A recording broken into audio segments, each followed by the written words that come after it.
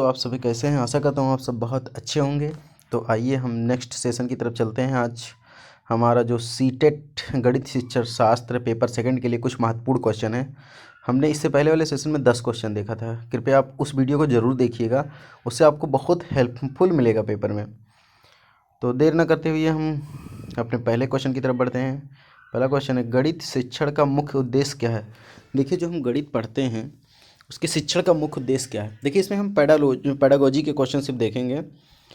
तो जो हमारा लगभग 10 क्वेश्चन आता है उसमें, हमारे सीटेट पेपर सेकंड में जो मैथ साइंस का होता है उसमें 10 क्वेश्चन आता है।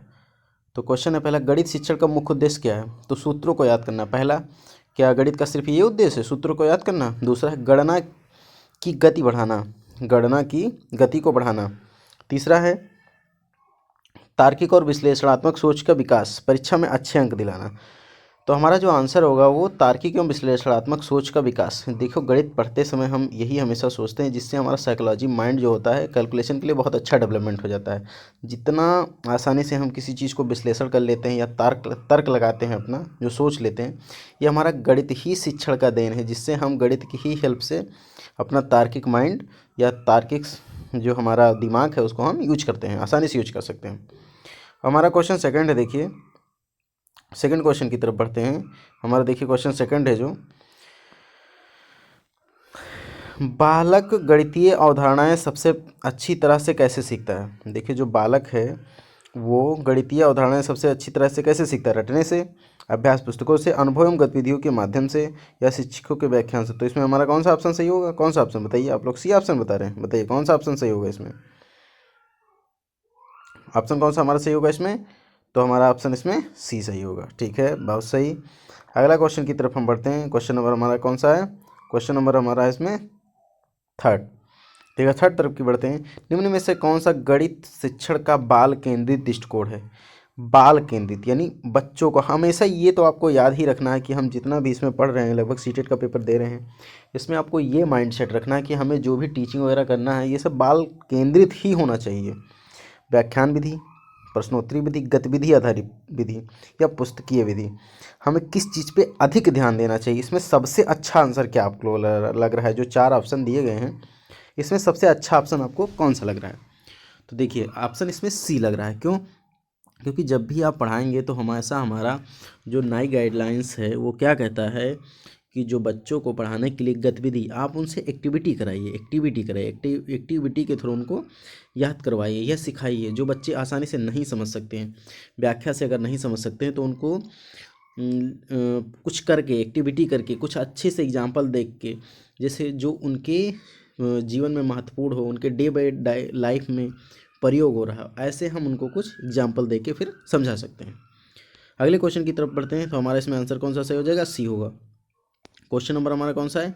4 क्वेश्चन की तरफ बढ़ते हैं। देखिए, गणित में त्रुटि, एरर का मुख्य कारण क्या होता है? जब भी हम गणित पढ़ते हैं, उसमें सॉल्यूशन करते हैं, तो उसका मुख्य कारण क्या होता है त्रुटि का? पहला ऑप्शन है अभ्यास की कमी, अवधारणाओं की स्पष्टता का अभाव, शिक्षक की भाषा, समय की कमी। देखिए, अभ्यास की कमी होगी तो हम मानते हैं कि उसमें हमारी मिस्टेक होगी, हमारा अभ्यास अच्छा नहीं है, हमें फार्मूला का ज्ञान नहीं। दूसरा, अवधारणाओं की स्पष्टता का अभाव, शिक्षक की परिभाषा, समय की कमी। तो सबसे ज़्यादा अच्छा ऑप्शन इसमें कौन सा? अवधारणाओं की स्पष्टता का अभाव। मतलब जो क्वेश्चन आपको कह रहा है, आप उसको समझ रहे हैं या नहीं समझ रहे हैं? जब तक आप क्वेश्चन को समझेंगे नहीं तो आप उसको सॉल्व नहीं कर सकते हैं। तो इसलिए पहले आपको क्वेश्चन को समझना है कि क्वेश्चन आपका कह क्या रहा है, उसकी प्रकृति कैसी है, क्वेश्चन की प्रकृति क्या है। तो जब क्वेश्चन की आप प्रकृति समझेंगे तभी आप क्वेश्चन को आसानी से सॉल्व कर सकते हैं। तो इसमें हमारा ऑप्शन कौन सा सही होगा? सी ऑप्शन हमारा सही होगा, अवधारणाओं की स्पष्टता का अभाव। नेक्स्ट क्वेश्चन की तरफ हम बढ़ते हैं। क्वेश्चन हमारा कौन सा है? क्वेश्चन हमारा इसमें कौन सा है? 5th। निम्न में से कौन सा गणित शिक्षण का उद्देश्य नहीं है? अब सबसे पहले आपको ये ध्यान रखना है कि हमारा जो क्वेश्चन है पॉजिटिव या नेगेटिव है। ये हमारा क्वेश्चन क्या है? नेगेटिव है। समस्या समाधान क्षमता का विकास, तार्किक चिंतन का विकास, केवल सूत्रीकृत करना, दैनिक जीवन से जोड़ना। तो जो हमारा गणित है उसका उद्देश्य क्या है? नहीं है। तो हमारा जो गणित है उसका उद्देश्य सिर्फ सूत्र याद करना नहीं है। क्यों? क्योंकि आप सिर्फ सूत्र याद करने से हम किसी चीज़ को अच्छे से सॉल्यूशन नहीं कर सकते हैं। ठीक है ना, समझ गए? तो हमारा कौन सा ऑप्शन सही हो जाएगा इसमें? थर्ड यानी सी। अगले क्वेश्चन की तरफ हम बढ़ते हैं। क्वेश्चन नंबर हमारा 6 होगा। जो हमारा कौन सा क्वेश्चन होगा? 6। गणित में टीएलएम टीचिंग लर्निंग मटेरियल का प्रयोग क्यों किया जाता है? कक्षा सजाने के लिए, अवधारणाओं को स्पष्ट करने के लिए, समय पास करने के लिए, परीक्षा आसान करने के लिए।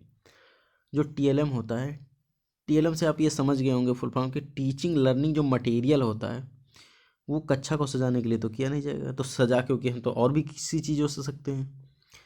अवधारणाओं को स्पष्ट करने के लिए, समय पास करने के लिए तो टीचर करेगा नहीं, क्योंकि समय जब पास करेंगे तो फिर वो लर्निंग में तो आएगा नहीं। परीक्षा आसान करने के लिए, तो इसमें हमारा ऑप्शन कौन सा सही होगा? बी ऑप्शन सही होगा। कौन सा ऑप्शन इसका सही होगा? इसमें कौन सा ऑप्शन सही होगा? बी ऑप्शन सही होगा। अगले क्वेश्चन की तरफ बढ़े। क्वेश्चन नंबर 7 है हमारा। क्वेश्चन नंबर कौन सा है इसमें? 7। गणित में डर मैथ फोबिया दूर करने का सबसे अच्छा उपाय कौन सा है? जो सबसे अच्छा उपाय इसमें क्या है बताइए? अभी हमने इससे पहले वाले क्वेश्चन में देखा है, सबसे पहले इस वाले क्वेश्चन में, कि गणित को गतिविधि आधारित एक्टिविटी बेस्ड लर्निंग सीखे। तो इसमें बिना देर लगाए हमारा ऑप्शन इसमें कौन सा सही होगा? सी। इसमें हमारा कौन सा ऑप्शन सही होगा? सी। अच्छे से देख लीजिए। नेक्स्ट क्वेश्चन की तरफ बढ़ते हैं। हमारा क्वेश्चन नंबर 8। ब्रूनर के अनुसार गणित सीखने के चरण हैं ठोस, अमूर्त, क्रियात्मक, चित्रात्मक, सांकेतिक। ऑप्शन सी सरल से कठिन, ज्ञात से अज्ञात। तो हमारा ऑप्शन कौन सा सही होगा इसमें? हमारा ऑप्शन बी सही होगा इसमें। कौन सा ऑप्शन सही होगा? बी। अगले क्वेश्चन की तरफ बढ़ते हैं हम। क्वेश्चन नंबर हमारा 9 है। गणित में समस्या समाधान विधि के प्रवर्तक कौन हैं? तो गणित में समस्या समाधान के जो प्रवर्तक हैं वो तो आप अच्छे से जानते हैं कौन है। इसमें हमें माना गया है कि गणित में जो प्रवर्तक हैं उसके कौन हैं? पोल्या हैं। कौन है? पोल्या। लास्ट क्वेश्चन की तरफ बढ़ते हैं हम। क्वेश्चन नंबर हमारा 10 है, जो आज सेशन का लास्ट क्वेश्चन है, क्योंकि हमारा जो पेडागोजी का सेशन है इसमें 10 क्वेश्चन मैथ में आते हैं, तो हम 10 क्वेश्चन का डेली प्रैक्टिस करेंगे। आप हमारी वीडियो देखिएगा, सीटेट में बहुत हेल्प करेगा वीडियो हमारी जो मैथ की है। और साइंस की भी पेडागोजी की क्वेश्चन आपको मिलेंगे, लेकिन जो मैथ के हैं ये बहुत आपको हेल्पफुल करेंगे, आपके समझने में आपका समझ डेवलपमेंट करेंगे। निम्न में से कौन सी गणित की उच्च मानसिक क्षमता को दर्शाती है? गिनती करना, सूत्र याद करना, तर्क करना या लिखना। बताइए इसमें कौन सा ऑप्शन सही है? तो इसमें सबसे अच्छा ऑप्शन सही है जो भी आप गिनती करना, तो ये देखें कोई अच्छा प्रभावी ऑप्शन नहीं है। सूत्र याद करना तो ये तो नेगेटिव हो गया, गिनती याद करना ये भी नेगेटिव हो गया, लिखना तो मैथ में इतना वर्क होता नहीं है। आपको सबसे अच्छा ऑप्शन कौन सा होगा? तर्क करना। सबसे अच्छा ऑप्शन कौन सा है? तर्क करना। तो मिलते हैं हम नेक्स्ट वीडियो में। आपसे भी से अनुरोध करेंगे कि हमारे वीडियो को लाइक करिए और लोगों के पास शेयर करिए, जिससे व्यूज़ अच्छे आए और जिससे हमारा भी मोटिवेशन अच्छा बनता रहे। Thank you.